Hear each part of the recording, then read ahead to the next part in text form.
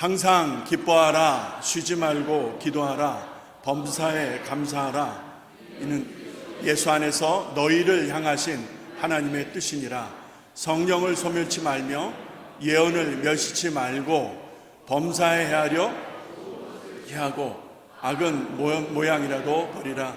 평강의 하나님이 친히 너희로 온전히 거룩하게 하시고 또 너희 영과 혼과 몸이 우리 주 예수 그리스도의 강림하신 흠없게 보존되기를 원하노라. 아멘.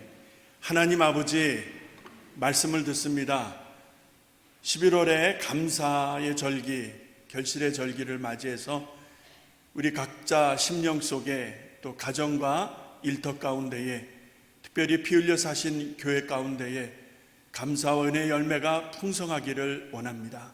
하나님이 기뻐하시는 열매를 올려드릴 수 있도록 인도하여 주시옵고, 이 시간 들려주시는 말씀이 우리의 삶의 근간이 되게 하시고 영적 에너지가 되도록 축복하여 주시옵소서.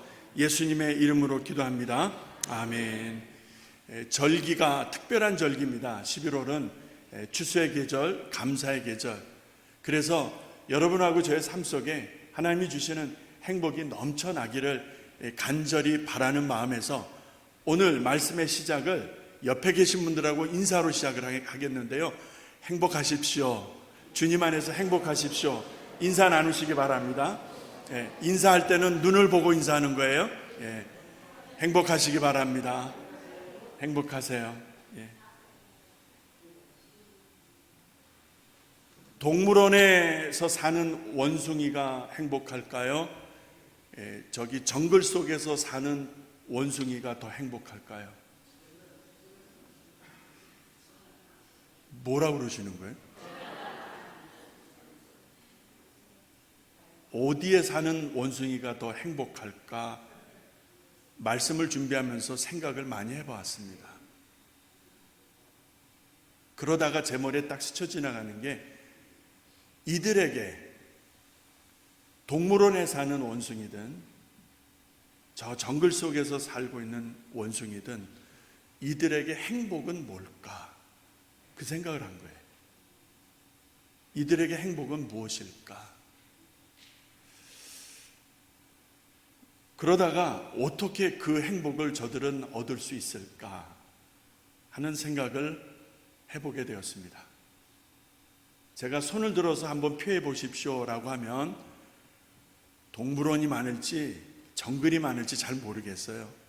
근데 그게 중요한 것 같지는 않습니다. 제가 국민학교 다닐 때, 그러니까 초등학교 다닐 때는 빨리 커서 중학생이 되고 싶었습니다. 그 밑에 수염이 난 형들을 보게 되면 부러웠고요. 그리고 극장에도 가는 것도 부러웠고, 그래서 초등학교 때는 빨리 커서 중학생이 되고 고등학생이 되고 싶었습니다. 고등학생이 딱 되어서는 좋은 대학 가는 것이 너무나도 중요했습니다. 대학에 들어가서는 남들이 부러워할 만한 회사에 취직되는 것, 이것이 아마 가장 중요했던 것 같습니다. 그리고 남들이 부러워하는 그 좋은 회사를 다니면서 승진의 승진을 거듭하는 거예요. 그런 상상을 해보는 것입니다. 그게 너무나도 중요했던 때가 있었습니다. 그러는 중에 예쁜 처자를 만나서, 멋진 능력 있는 남자를 만나서, 그래서 가정을 가질 수 있다면 이것이 바로 인생 대박이라 생각을 했었습니다. 여러분은 어떠십니까? 지난 날을 돌아보시면 저랑 크게 다르지 않으실 것 같습니다. 이것이 행복인 줄 알았습니다. 이것이 진짜 행복인 줄 알고 진짜 나름대로 열심히 살았습니다. 여러분은 행복하십니까? 그래서 인사를 시작하면서 오늘 말씀을 열었던 것입니다. 행복하십시오. 여러분 정말 행복하십니까? 행복을 가지고 계십니까? 여러분에게 행복은 무엇이란 말입니까? 하버드 대학에서 장장 70여 년 동안 성인 남녀 814명, 814명 성인 남녀를 대상으로 해서 70년 동안 연구조사한 데이터를 발표를 했습니다. 무엇에 대한 것인지 아시겠어요? 언제 행복하셨습니까? 라는 것을 묻는 거예요. 그래서 이 14명의 인생 70여 년을 살아오는 동안 언제 제일 행복했나, 그들의 행복 조건을 조사한 것입니다. 아쉽게도 우리 한인들을 대상으로 해서는 없습니다. 이것은 미국에 사는 미국 분들을 대상으로 한 것입니다. 우리 한국 분들하고는 좀 차이가 있을 것이고, 또 한국 땅에 사는 한국 분들하고는 더 차이가 있을 것 같아요. 참고로 들어보시기 바랍니다. 첫 번째가 열심히 배울 때가 행복했다라고 합니다. 이것은 학벌하고 상관이 없습니다. 좋은 대학을 나오고 뭐 고등학교밖에 못 나오고 국민학교밖에 못 나오고 뭐 이런 학벌하고는 상관없이요, 살면서 늘 열심히 배우는 사람들이 있어요. 무슨 말씀인지 아시죠? 그 열심히 배우려고 애쓰면서 살았던 삶이 돌아보니까 참 행복이었다라는 것입니다. 여러분은 어떠십니까? 내 나이가 몇 살인지 아세요, 목사님? 나이 탓하지 마시고요, 우리가 하나님 부르셔서 갈 때까지 열심히 배우는 거예요. 열심히 배웁시다. 그게 행복인 것 같아요. 두 번째, 가정이라고 합니다. 근데 이 가정이 어떤 가정이냐면 안정된 가정입니다. 가정이 안정되어졌을 때, 가정이 행복할 때, 가정이 평안할 때 이 거친 세상을 살아갈 수 있었다라는 고백입니다. 그러니까 가정에서만큼은 위로가 되었고, 가정에서만큼은 세상에서 받았던 상처가 치유되는 그런 공간이었다, 이런 의미가 되겠습니다. 여러분의 가정은 어떠십니까? 여러분의 가정은 이런 힐링이 있는, 치유가 있는, 은혜가 있는 가정 맞습니까? 세 번째는 우리하고는 조금 관계가 있는데요, 금연금주입니다. 세 번째, 네 번째가 안 피고 안 마시는 것입니다. 이거는 자신의 몸도 망가뜨리지만 주변의 사람들에게도 큰 피해를 주기 때문에 담배 피시는 분들 빨리 끊으세요. 저는 코가 좀 이상해서요, 누가 담배 피는지를 알아요. 목사니까 아는 게 아니라 하나님이 여기다가 은사를 주신 것 같아. 그래서 여자들 향수 냄새는 분간을 못하지만 남자가 담배를 피잖아요. 아무리 목욕하고 뿌리고 와도 알아요. 제가 이상하게 여기서 딱 압니다. 그래서 우리 교회에서 누가 담배 피는지를 알아요. 제가. 주여. 다섯 번째가 운동입니다. 여기에서 제가 굉장히 샤크를 받았어요. 여러분 운동 다 하시잖아요. 운동 다 하시는 줄로 압니다. 그런데 이 운동이 왜 중요한가, 왜 행복과 관련된가 싶었더니 많은 분들이 그런 공감을 가진 거예요. 운동을 해서 내 몸이 움직이면 정상적으로 식생활에도 연관이 되고 생각에도 연관이 되고, 그 다음에 살면서 스트레스가 다 있잖아요. 어르신들도 다 스트레스가 있잖아요. 그 스트레스도 극복할 수 있는 힘이 어디서 나오는가 보았더니 몸이 건강할 때, 그래서 운동이 중요하다는 거예요. 여러분, 이 운동과 함께 여섯 번째가 뭐냐면 비만입니다. 비만. 우리하고는 좀 관계가 좀 있다고 보는데, 좀 멀다고 보는데, 여기서 내가 비만이다 아니다 이렇게 뭐 얘기 안 하겠습니다. 자기 키에서 110을 빼세요. 이 하버드에서 얘기하는 거예요. 자기 키에서 110, 제가 180이잖아요. 110을 빼니까 70이에요. 70을 파운드로 계산하니까 오늘 적나라하게 제가 다 공개를 합니다. 뭐 또 아멘이야. 이거 참 적나라하게 공개를 하는데, 그 70을 파운드로 바꾸니까 반올림 해가지고요 155파운드 정도, 154 그래서 155파운드예요. 제가 155파운드를 빼려고 그러니까 주님이 오실 때까지 해야 될 것 같아. 그래서 너무 스트레스를 지금 많이 받고 있는 거예요. 그래서 저는 도저히 불가능할 것 같아. 그리고 155파운드까지 뺄 수가 없을 것 같아요. 여러분은 어떠십니까? 여러분 키에서 110을 빼보시고 그게 여러분의 건강한 파운드라고 몸무게라고 생각을 하시면 되겠습니다. 여기까지 뭐 다 알고 있는 거예요. 그런데 진짜는 7번째입니다. 지금 마지막 소개해 드릴 것입니다. 이것 때문에 오늘 여러분하고 같이 공유를 합니다. 7번째는 위기관리. 위기관리인데 이거를 제가 조금 말을 바꿔봤습니다. 고통에 대한 대응 방식. 이건 제가 바꿔본 거예요. 그러니까 위기관리. 살면서 어려움 없는 사람 없잖아요. 살면서 크고 작은 어려움이 다 있잖아요. 슬픈 일도 있고 억울한 일도 있고 속상한 일도 있고 괴로운 일 얼마나 많아요. 말을 안 해서 그렇지 얼마나 많냐고요. 이게 머리 휘는 거 봐요. 여러분 머리 휘는 것이 지네릭으로 가정에 어떤 유전적으로 쉬는 경우도 있지만 사람이 많이 힘들면 머리가 빨리 쉰다는 뭐 그런 말도 있더라고요. 그래서 나는 전자일까 후자일까 많이 생각을 해봤어요. 어쩌니 많이 쉬더라고요. 이제 정수리까지 하더라고요. 왜 이런 말씀을 드립니까? 이게 만약에 스트레스 때문에 그런 거라면, 삶의 고민과 고충 때문에 그런 거라면 여러분 이거 그대로 두면 안 되잖아요. 관리를 해야 되는 거잖아요. 7번째가 바로 그것을 말하는 것입니다. 정도의 차이는 있어요. 여러분과 저 우리 각자가 많고 적음, 크고 작음의 차이는 있지만 다들 고통이 있고 시련이 있고 아픔이 있고 억울함이 있다 이 말입니다. 그런데 문제는 이것을 어떻게 대응하느냐에 따라서 내가 행복할 수도 있고 불행을 걸을 수도 있다라는 말씀이 되겠습니다.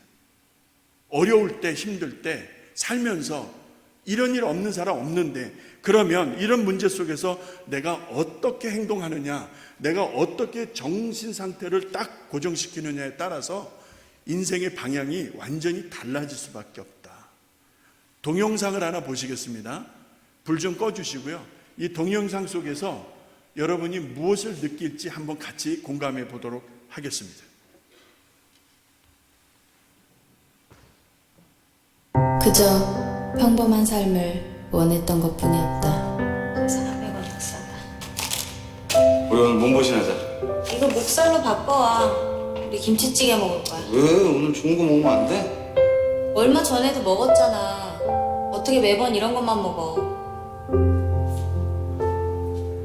열심히 살다 보면 저절로 이뤄지는 줄 알았다. 전복은 어때? 내가 버터구이 만들어줄게. 안 돼.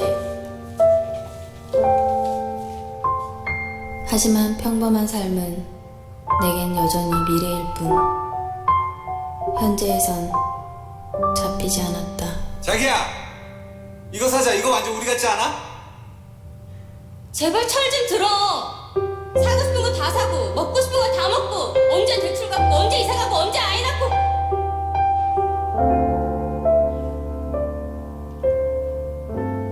미안. 내게 돋은 가시가 소중한 사람에게 상처가 되기 시작한다. 엄마? 너는 꼭 엄마 생일을 먼저 전화하게 만들더라. 아, 맞다. 엄마 생일. 아무튼 용돈 잘 쓸게. 용돈? 그리고 너 요즘 회사에 무슨 일 있니? 이서방이 너 힘없다고 난리다. 몸보신 시켜야 된다고 하던데. 오늘 맛있는 것 좀 먹어. 뭐 봐? 아, 수입 맥주 처음 본 게 있어서. 사고 싶어? 아니야, 다음에. 사와. 어? 우리 둘이 오붓하게 맥주 파티나 하자. 대신 하나씩만 사와. 진짜? 알았어. 내가 하나씩만 사올게. 그래, 조금 늦으면 어때? 지금 이 사람이 나의 가장 소중한. 하나씩 사라며.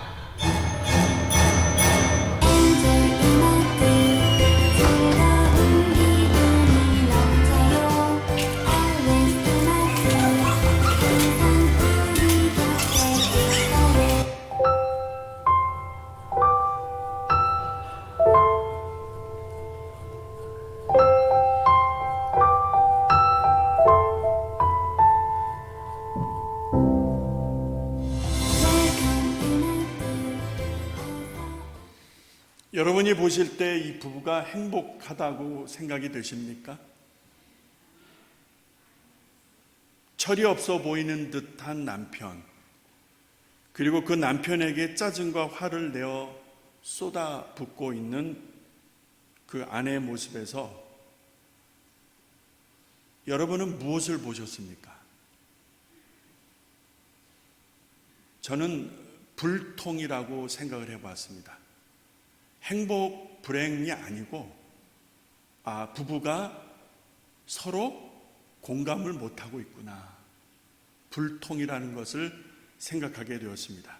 상대방의 입장을 좀 더 헤아리지 못한 채 자기 방식, 자기 고집을 주장합니다. 지금 이 부부가 행복하지 않는데 내일 행복할 수 있을까요? 지금 행복하지 않은데 어찌 다음날 행복할 수 있겠는가? 그렇다면 이 부부에게 행복은 무엇입니까? 돈? 대출 갚는 거? 빨리 아이들 낳는 거? 이 부부에게 행복은 무엇이라고 보셨습니까? 그리고 그것을 어디에서 얻을 수 있겠는가? 여러분 어떻게 보셨습니까? 11월은 감사의 절기라고 하죠. 11월은 추수의 절기라고도 합니다.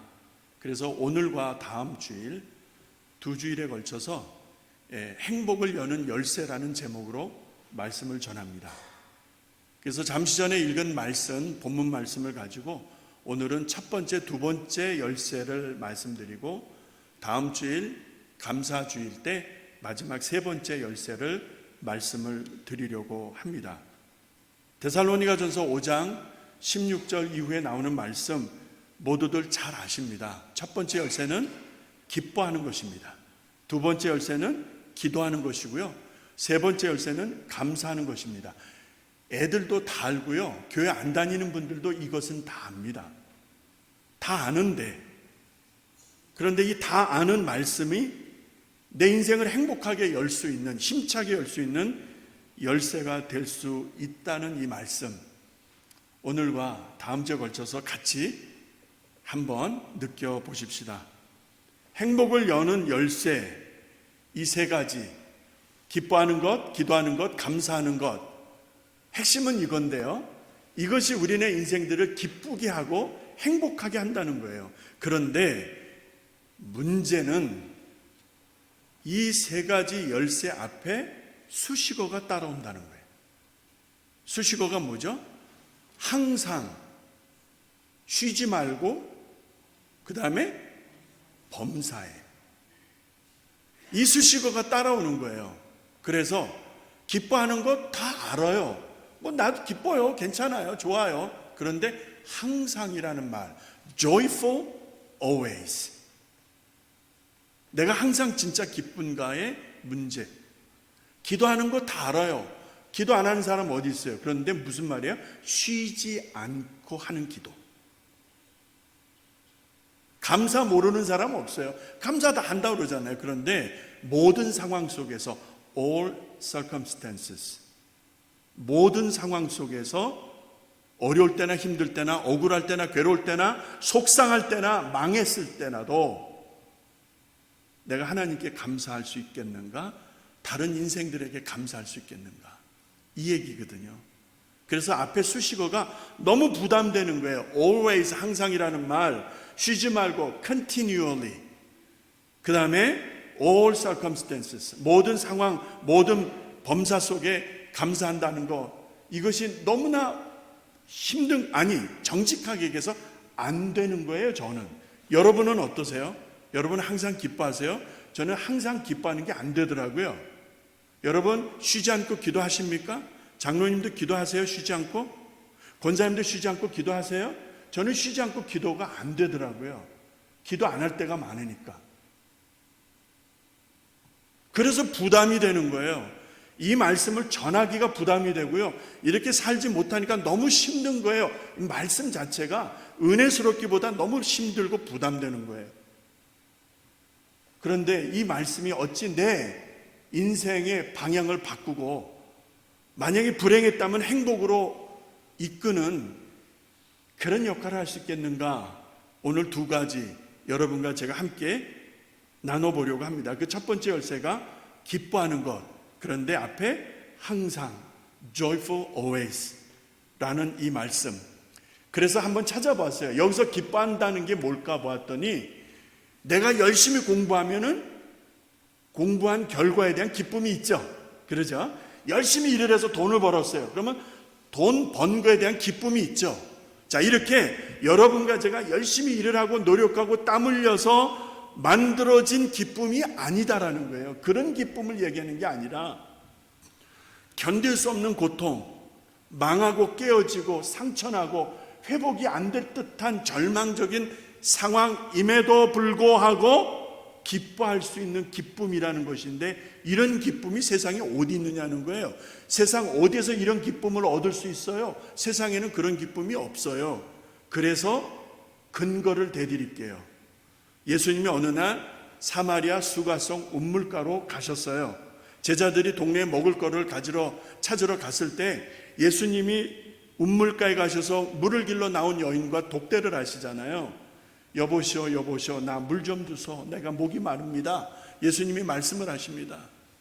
그 여인이 바라볼 때에 당신은 You are the Jew, 당신은 유대인이고 나는 Samaritan, 나는 당신들이 개같이 여기는 이방 여자 사마리아 여자인데 왜 내게 말을 거십니까?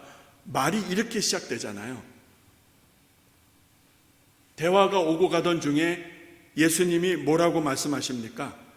요한복음 4장 14절에 나오는데 내가 주는 물이 있는데 이 물은 영원히 목마르지 아니할 것입니다.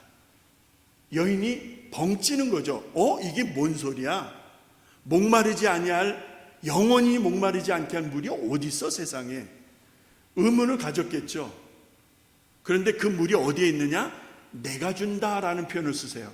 내가 주는 물은 내 속에서, 당신 속에서 샘솟듯 솟아나는 샘물이 되듯이 당신에게 만족을 줄 텐데, 이 말씀을 하시는 거예요.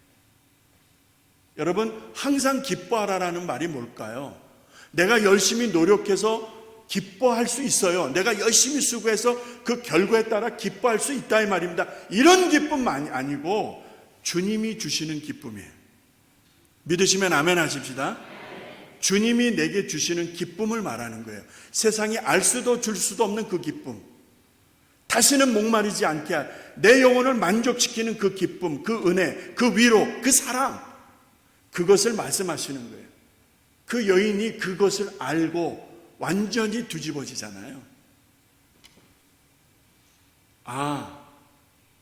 항상 기뻐하라 해서 이 기쁨은 주님이 주셔야 되는 것이구나. 주님이 주시는 기쁨이 있어요. 주님이 주셔야 되는 거예요. 여러분 모르셨다면 요청하세요. 오늘서부터 요청하세요. 나도 달라고, 나도 차별하지 말고 달라고, 그 기쁨, 그 은혜 달라고 요청하시기 바랍니다. 사도 바울이 로마서 14장 17절에서 이런 고백을 합니다. 하나님의 나라를 전하는데, 로마인들에게 하나님의 나라를 전하는데 하나님의 나라는 어떤 것인지 아시느뇨? 그러면서 하는 말이 먹는 것과 마시는 것이 아니라 성령 안에서 의와 평강과 희락이라. 여기서 희락이 뭐죠? Joy. 아까 항상 기뻐하라가 뭐죠? Joyful always. 이 joy가 뭐죠? 하나님의 나라를 사는 삶의 방식이라는 거예요. 그리스도인들, 하나님의 사람들이 삶을 추구하는 삶의 가치 기준이라는 거예요. 그게 기쁨이라는 거예요. 이 기쁨은 복권에 당첨되어서 우리에게 주는 기쁨, 술 한 잔 걸쳐서 거나니 기분 좋아서 황성예토를 부르는 그런 기쁨이 아니라 세상에 알 수도 줄 수도 없는 하나님이 주시는 깊은 영적인 기쁨, 이것인데 이 여인이 기쁨을 알고 물동이도 버려두고 동네로 뛰어들어가 예수 그리스도께로 그 사람들을 인도하는 것을 보면서 하나님의 나라는 먹고 마시고 취하고 즐기는 것이 아니라 의, righteousness, 그 다음에 뭐라고 그랬어요? 평강? 뭐죠? peace. 그래서 늘 우리가 사람들을 축복하고 인사할 때 주의 평강이 함께 하시기를 원합니다. Peace be with you. Shalom. 이 말이겠죠. 그 다음이 뭡니까? joy. 하나님의 나라. 자, 그렇다면 하나님의 나라의 삶의 방식이 의, 평강, 희락이라면 여러분과 제가 이러한 삶을 살고 있느냐 물으셔야 돼요. 우리가 이러한 기준으로 살고 있는지를 확인하셔야 되는 거예요. 그렇지 않으면은 우리는 희락을 모르며 사는 사람들일 수밖에 없는 거예요. 세상이 주는, 세상이 짜릿하게 자극하며 말초신경을 자극하듯이 짜릿하게 감정적으로 주는 그런 기쁨은 우리가 누릴 수 있겠죠. 잠시 잠깐. 근데 성경에서 말씀하시는 기쁨은 그런 기쁨이 아니니까. 옥중에서 투옥되어 죄인으로 감옥에 갇혀 있었던 사도 바울이 빌립보서 4장에서 이런 말씀을 빌립보인들에게 외치는 것을 볼 수 있습니다. 주 안에서 항상 기뻐하십시오. 내가 다시 말하노니 기뻐하십시오. 아니, 자기가 기뻐할 때에 내가 기뻐할 이유가 많아. 그래서 사람들에게 기뻐하세요, 기뻐해야 돼요, 이렇게 한다 그러면 뭐 좀 이해가 되겠는데, 자기가 옥에 갇혀서 죄인으로 투옥 생활을 하는 가운데에 밖에 있는 교인들한테 기뻐하라고 권면하고 있습니다. 왠지 아세요? 주님이 오실 때가 가깝기 때문에 성도들이여 기뻐하시오. 다시 말해서 이 기뻐하는 것은 의와 평강과 함께 하나님의 나라를 살아가는 삶의 기준이라는 것을 알 수가 있습니다. 여러분과 제가 이렇게 살아가고 있는지를 모르겠어요. 정말 이렇게 살아가려고 애를 쓰고 있는가?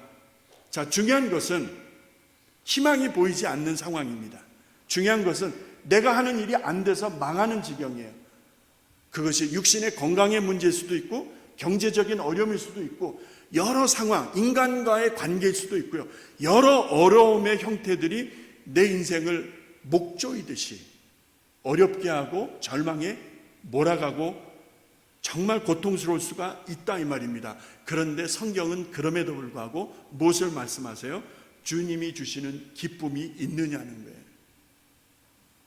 주님이 내게 기쁨을 주시면, 주님이 내게 희열을 주시면 상황은 더 어지럽고 더 고통스러울 수 있어요. 그런데 주님이 내게 희열을 주시면은 고통 속에서도 웃어요. 고통 속에서도 웃는다 이 말이요. 여러분 이 맛을 아십니까? 이러한 웃음이, 이러한 기쁨이 우리 성도님들에게 있기를 주의 이름으로 축원합니다. 두 번째 열쇠는 기도입니다. 그런데 앞에 수식어가 쉬지 않고, 그래서 쉬지 않고라는 말이 제가 이렇게 못 살기 때문에, 목사인데도 이렇게 못 살기 때문에 너무 괴롭더라고요. 힘들고 이게 참 부담이 되는 거예요. 그래서 말씀을 묵상하면서 또 찾아봤어요. 여기저기를 찾아봤더니 쉬지 않고라는 말이 영어 성경에서는 continually, pray continually. 우리말로 바꾸면은 계속해서. 그러니까 기도하다가 끊기는 사람들 많잖아요. 그러니까 이렇게 생각하십시다. 기도가 교회당에 와서 무릎 꿇고 손을 모으고 크게 하는 기도만 기도냐? 그건 아니잖아요. 그죠? 그 정도라는 것은 다 그게 아니라는 걸 여러분 다 아시는데 어떻게 내가 계속해서 기도할 수 있겠는가 고민을 했어요. 그러니까 기도하는 삶을 사는 것이죠. 부엌에서 설거지를 해도, 바깥에서 일을 보아도, 서재에 들어가서 조용히 책을 읽고 공부를 해도, 직장에 나가서 열심히 일을 해도, 마트에 가서 장을 보아도, 어디 가기 위해서 운전하며 차 핸들을 잡고 운전 중이라 할지라도, 어느 형편 어느 상황이라 할지라도 내가 기도하는 마음으로 주 앞에 설 수 있겠다라는 결정을 하게 된 거예요. 제가 그렇게 한 거예요. 제가 저한테 기도할 때 내가 교회당에 나와서 기도하지 못한다 할지라도 운전하면서, 그렇죠? 사람들을 만날 때, 중요한 일을 볼 때, 제 오피스에서 혼자 문을 닫고 조용히 기도하며 말씀을 준비할 때 얼마든지 주님과 기도할 수 있겠구나라는 것입니다.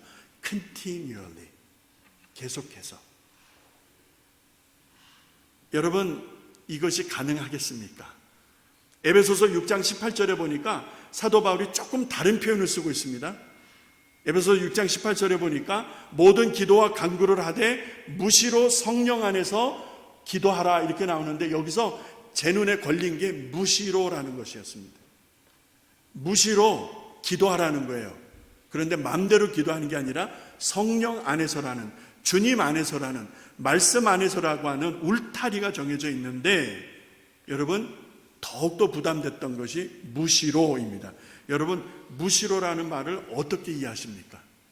그 무시로라는 말을 찾아보니까 정해진 때가 없이 아무 때나라는 사전적 표현이 있습니다.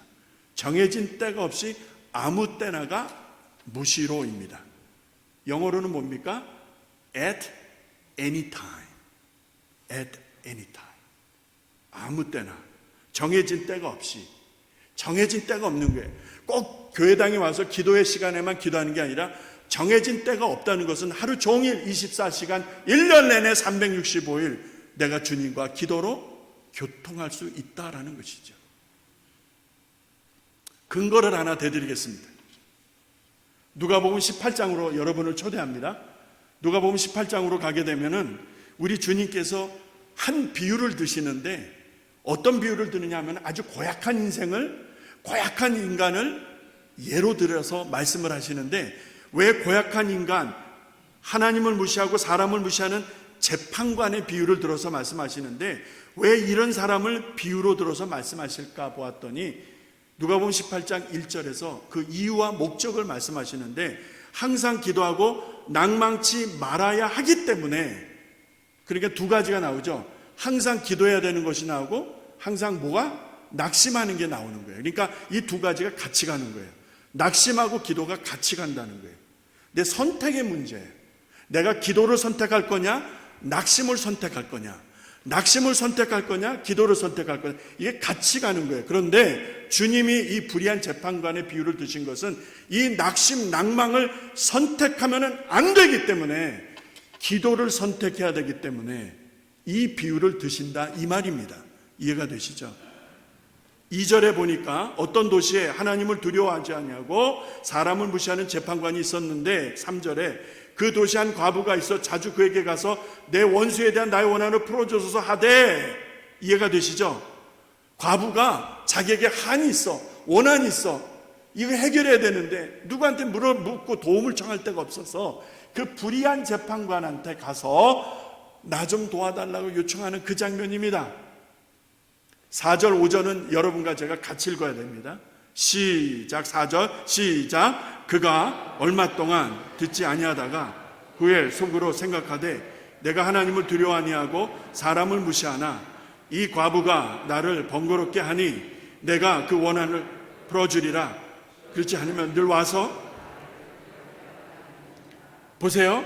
얼마 동안 듣지 않다가, 그러니까 재판관이 그 인품이 나오는 거죠. 이 여인의 요청을 무시하는 거예요. 얼마 동안 듣지 않다가. 그런데 그러다가 속으로 생각을 하는 거예요. 하나님도 두려워하지 않냐고 사람도 두려워하지 않는 이 사람이 생각을 하는데, 어떤 생각을 하냐면, 아, 이 여인이 자꾸 나를 번거롭게 하네 이 말이에요. 나를 귀찮게 하네 이 말이죠. 내가 그 원하는 것을, 그녀가 원하는 것을 도와주고 풀어주지 아니하면 나를 와서 계속 이렇게 괴롭게 하겠지? 라는 생각을 하는 거예요. 여러분, 이 불의한 재판관이 자기를 괴롭히는 그 여인이 불편해서 그 여인의 청을 들어준다라는 말씀 비유를 예수님이 하시면서 예수님이 무엇을 말씀하시는 거죠? 낙심하지 말라는 거예요. 아, 예수님, 내 삶에 한번 와봐. 내 현장에 한번 와봐.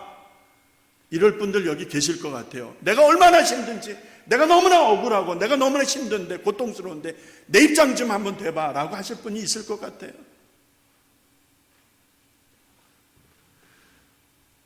그럼에도 불구하고 염려하지 말라고, 낙심하지 말라고, 낭망을 선택하지 말라고 이 비유를 말씀하시면서 기도하라는 것. 이 비유를 통해서 주님이 말씀하시는 것, 기도하면 그 불의한 재판관이 여인의 한을 들어주듯 하물며 하나님께서 그 구하는 자에게, 그 부르짖는 자에게 하나님이 도와주시지 아니하시겠느냐, 이 말씀하시는 거죠. 이때의 기도가 뭐죠? continually, 중단하지 않는 기도, 쉬지 않는 기도, 들어주실 때까지 부르짖는 그 기도, 그거 말하는 것이죠. 그 기도가 여러분에게 있느냐는 거예요. 우리에게 있느냐는 거예요. 항상 기뻐해야 되는 것, 말처럼 쉽지 않잖아요. 쉬지 않고 기도하는 것, 이건 더더욱더 힘들잖아요. 그런데 그 이유를 찾아보았더니 그동안 내 힘으로 한 거야. 내 힘으로 기뻐하려고 했고, 내 힘으로 기도하려고 했고, 내 힘으로 하려고 했으니까 안 되는 거야. 이게 안 되는 거야, 안 되는 거. 그래서 오늘 말씀 본문의 19절로 갑니다.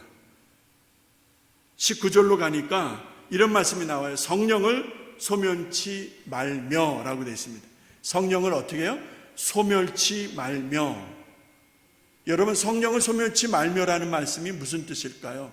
소멸치 말며라는 말이 영어 성경에는 do not put off, put out, put out.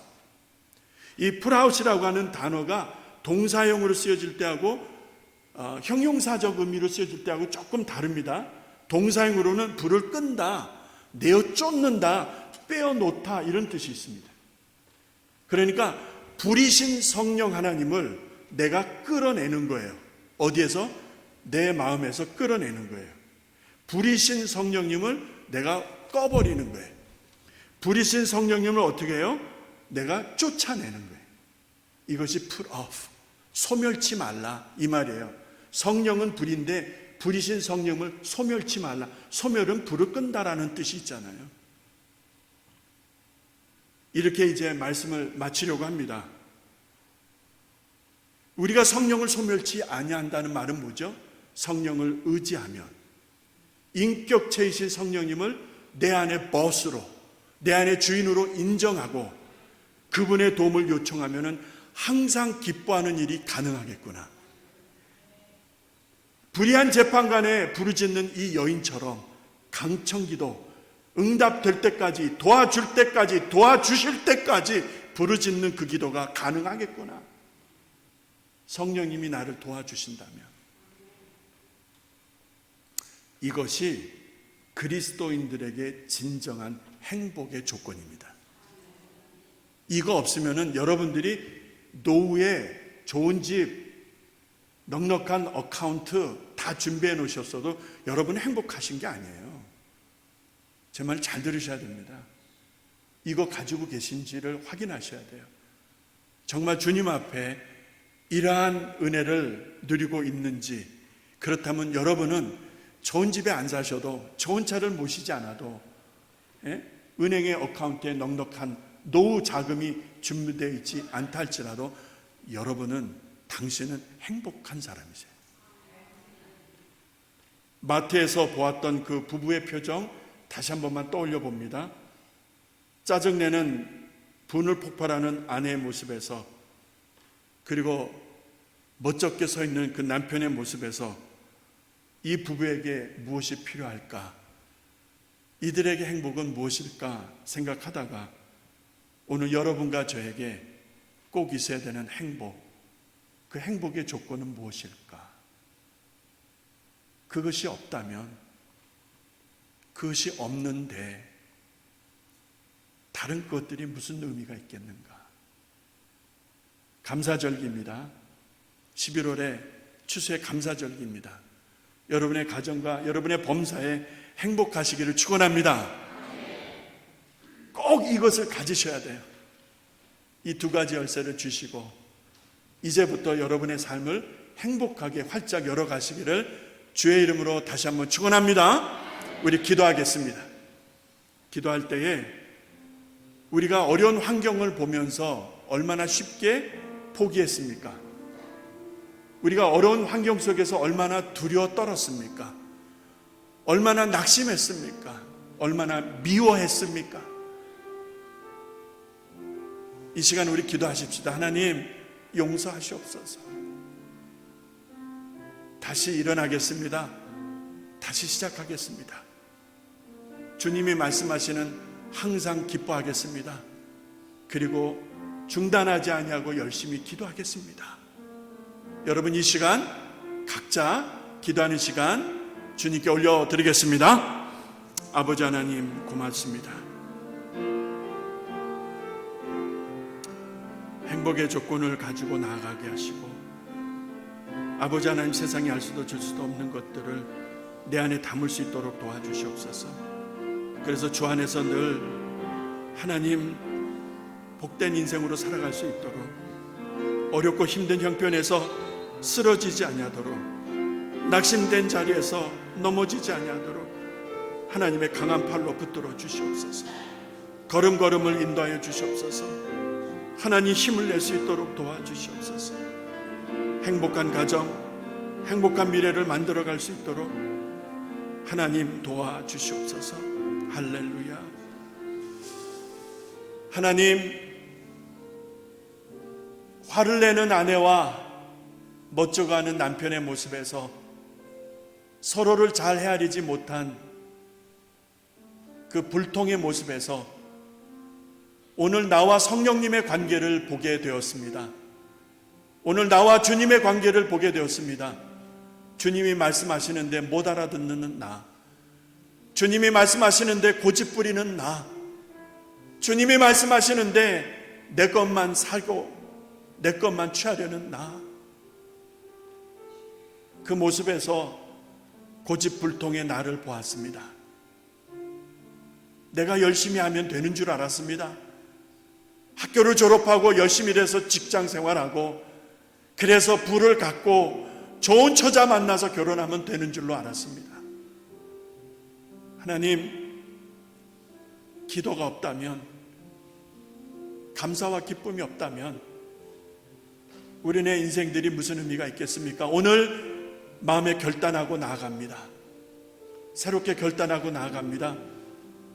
쉽게 포기하지 않도록 붙들어 주시고, 연약해서 쓰러지지 않도록 강한 팔로 이끌어 주시옵소서. 순서에 따라 봉헌 기도 드립니다.